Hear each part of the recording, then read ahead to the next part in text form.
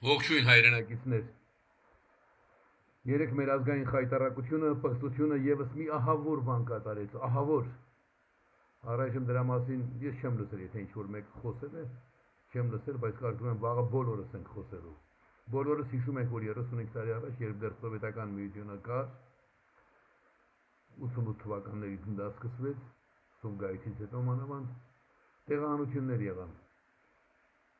Հիմնականում դրանք Ադրբեջանում տեղի ունեցող բռնարարների հետևանք էին, բայց նաև Հայաստանում ըստ ադրբեջանցիների եղել են ինչ-որ հետապնդումներ, բայց դա եղել է սովետի օրոք, եւ սովետի օրոք 150,000-ի չափ ադրբեջանցիներ տեղափոխվել են Հայաստանից, հեռացել են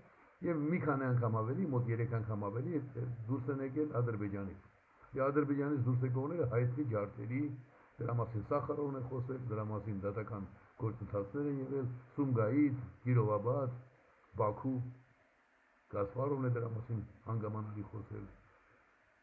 Դրանք եղել են սովետի օրոք։ Երեք մեր պղծապետը,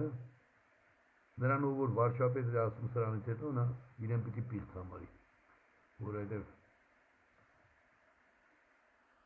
այսպիսի պղծություններ մեր պատմության, մեր իրականության, մեր իրավունքների հանդեպ ոչ մի թշնամի չի արել։ Քաչ Նազարի կեցվածքը ընդունելով, հիշում եք, որ ասում էր տղամարդ եմ, թախտի տակից դուրս չեմ գա։ Այդ պիղծ արարածը երեք հայտարարեց։ Գերմանիայից էր հայտարարում,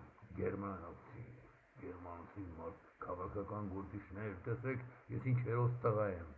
Փակենք այդ թեման։ Մենք այլևս չենք խոսի արցախցիների վերադարձի մասին, դուք էլ մի խոսեք ադրբեջանցիների Հայաստան վերադառնալու մասին։ Այսինքն ինքը հավասարության նշան դրեց ադրբեջանական պետության, անկախ Ադրբեջանի կողմից իրականացված ցեղասպանության ընդամենը 2 տարի առաջ ամփոփված ցեղասպանության եւ սովետի օրոք Հայաստանից հեռացած եւ շատ հաճախ փոխանակումներով հեռացած Այսինքն հայերն ու ադրբեջանցիներ բնակարաններ էին փոխարինում, նույնիսկ ինչ-որ տեղ փոխադարձ համագործակցությամբ տեղի ունեցած երևույթների միջև։ Նա տեղի ունեցել սովետական բռնապետության տարիներին, սա տեղի ունեցել ադրբեջանական անկախ Ադրբեջանի բռնապետ Ալիևի օրոք։ Եվ երբ Նիկոլ Փաշինյանը դրանց մեջ հավասարություն է դնում, սա մեծագույն պղծությունն է, որ կարելի անել պատմության նկատմամբ, միջազգային իրավունքի նկատմամբ։ Երեք տեղի ունեցածը եւս մեկ անգամ եկավ մեզ փաստելու, որ ամեն մի օրը, որ այս քրեական հանցագործությունների սիրահար, պղծությունների սիրահար անձը չարիք է եւ բոլոր փոքրի շատ է առողջ բանականություն ունեցող մարդիկ պիտի արագ համախմբվեն ոչ թե իշխանափոխության համար, այլ համախմբվեն հանցավոր դրսևորումներ ունեցողի իրական արդարացի մոտեցումը կյանքի կոչելու համար։ Ես ասել եմ, ինքը ժողովրդավարություն երաշխավորող օրենքն է խախտել,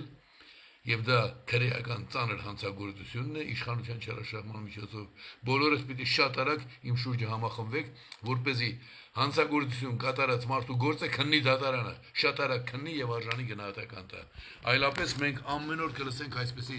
ահավոր անարդարացի,